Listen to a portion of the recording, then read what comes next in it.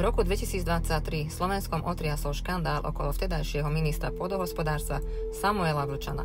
Jeho meno sa vtedy spájalo s firmou Reco Recycling smetisko Iža, ktorá získala dotáciu vo výške 1,4 milióna eur. Dotáciu schválil rezort vedený Jánom Budajom a Vlčan bol zároveň konečným užívateľom výhod. Tento prípad bol vraj jedným z dôvodov pádu Hegerovej vlády. Vlčan síce odstúpil z funkcie, ale či sa finančnej pomoci vzdal, to neviem. Všetko nasvedčovalo tomu, že išlo o dobre zorganizovaný plán a rok 2025 prináša nové zistenia. Podľa aktuálnych údajov z registra zmluv získala ďalšiu vysokú dotáciu firma patriaca jeho manželke Gabriele Vlčanovej.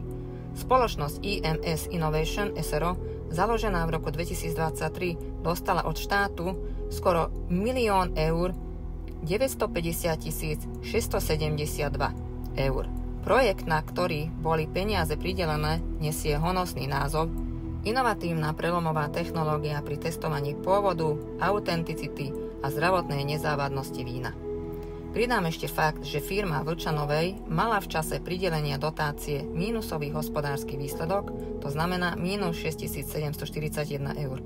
Napriek tomu sa jej podarilo získať takmer 1 000 000 z verejných zdrojov, konkrétne z úradu podpredsedu vlády SR pre plán obnovy a znalostnú ekonomiku, ktorý v súčasnosti zastupuje Ministerstvo hospodárstva pod vedením Sakovej. Moja otázka.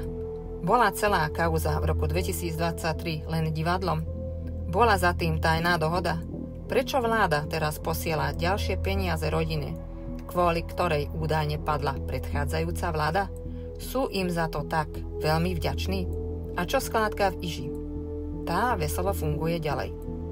Tento prípad otvára závažné otázky o čestnosti, transparentnosti a dôveryhodnosti nakladania s verejnými prostriedkami. Ak vláda vypláca takmer miliónové sumy firmám s väzbami na bývalých ministrov, môže verejnosť ešte veriť, že pravidlá platia pre všetkých rovnako? A teraz si pripomeňme rok 2020. Už vtedy sme upozorňovali na podozrivé okolnosti prevádzky skládky v obci Iža a viackrát sme písali o záujme komárňanského mestského vedenia o odkúpenie na 80% zaplnenej skládky odpadu Iži.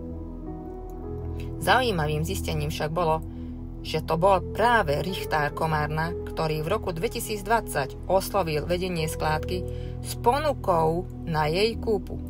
Znepokojujúce bolo, že skládka mala voči obci Iža dlh vo výške skoro 167 000 eur, pričom tento dlh vznikol už v roku 2013.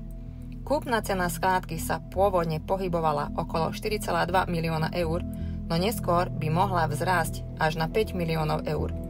Mesto zjavne nemalo jasno v tom, aký finančný a environmentálny rizikový faktor s touto kúpou by prebralo. Tento krok vyvolával obavy, najmä keď si mesto nedokázalo poradiť ani s údržbou zelene a parkov vo vlastnej správe.